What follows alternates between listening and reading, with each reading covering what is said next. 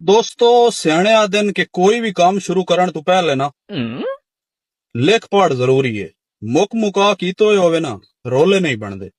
नसीबो आदि है कि अखियां मिलावांगी तो की देवेगा। बिल्कुल डॉक्टर साहब इस तरह गल उन्हें बहुत खूबसूरत गल की थी। देखो ना मतलब वो ता रिस्क ले सकदी है ना, वो तो काम ही नेट कैश दा। बिल्कुल डॉक्टर साहब वो तो रिस्क ले सकदी है लेकिन उस नहीं लिया। उस पहले मुक मुका कीता है कि अखियां मिलावांगी तो की देवेगा, नेड़े तेरे आवांगी तो की देवेगा। बहुत खूबसूरत थी उस डॉक्टर साहब का हद मुका देती है ठीक है। और अगली मलक की गल वेखनी है कि सीने तेन लावांगी तो की देवेगा। ये तो डॉक्टर साहब उसका फट्टे ही चुक देते हैं, यानी गल खत्म कर दी हो सके भाई सीने तेन लावांगी तो की दे।